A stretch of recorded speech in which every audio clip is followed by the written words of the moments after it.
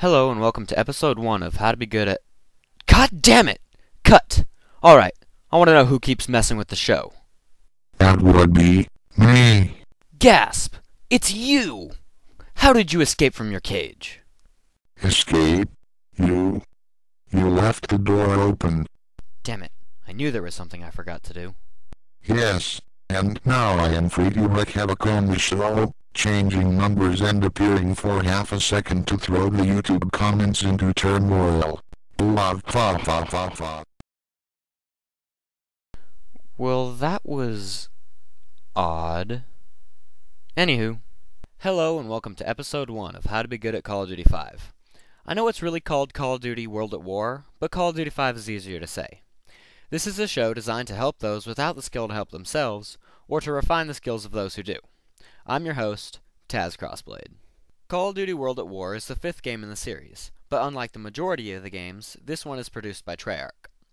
Treyarch also produced the 3rd Call of Duty, which on a whole was not well accepted, so a lot of people are afraid that they're going to mess up this game too. Up until Call of Duty 4, the Call of Duty series focused on World War II.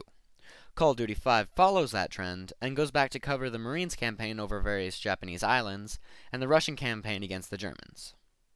The American campaign focuses on Private Miller, a man who at the beginning of the game is rescued from a prisoner of war camp by the Marine Raiders, and joins them throughout their battles.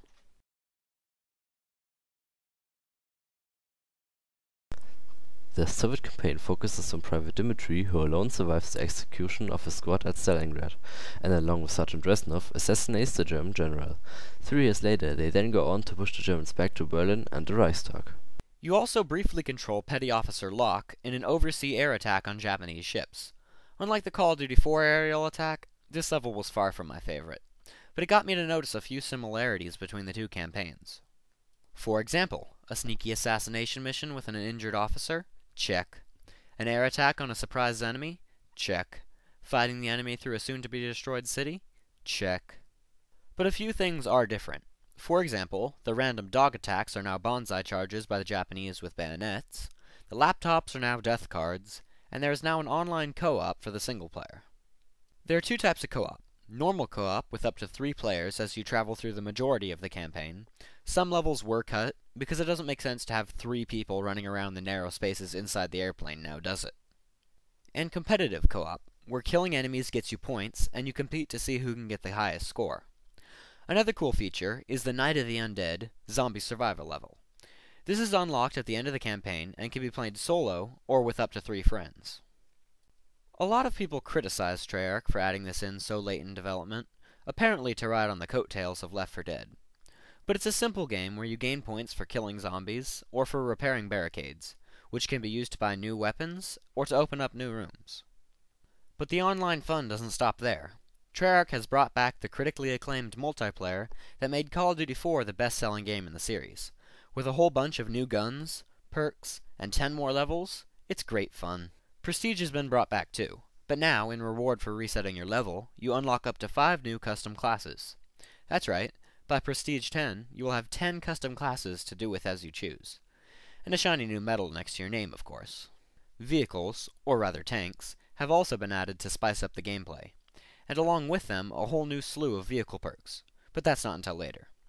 You will see the same game types that you know and love: free-for-all, team deathmatch, search and destroy, both in hardcore and softcore, with the addition of 2 new game types: capture the flag and war. War is similar to Onslaught and Unreal Tournament, for those of you who have played it. If not, it's pretty basic. There's 5 objectives, and you have to capture them in order, while preventing the enemy from doing the same. Treyarch also made some changes to the kill streaks, to better fit the time period.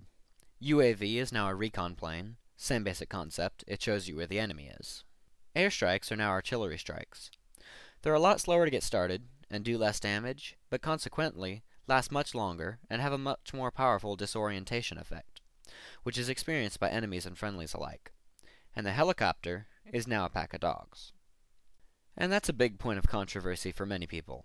I for one like the dogs, because in Call of Duty 4 the helicopter took forever to kill, if anyone shot it at all. But the dogs can be easily handled by a single person. That is, if they don't get attacked by too many at once. The dogs are a 2-hit kill, and can be easily taken down by any gun, but it's much faster to kill them with a knife. Call of Duty 5 is a game of mixed reactions. Either you like it, and you will play for another year, or you don't, and want to kill Treyarch for ruining another game. People complain that it's too similar to Call of Duty 4, but to that I say, Call of Duty 4 was a great game, and any game that's even remotely like it is bound to be awesome.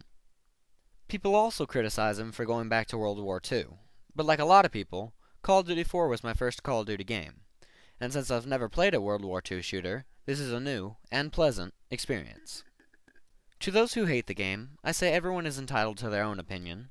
To those who like it, and will continue to watch this show, I say that's all the time we have for today. See you all next time, and remember, I'm Taz Crossblade, and you all are noobs again. See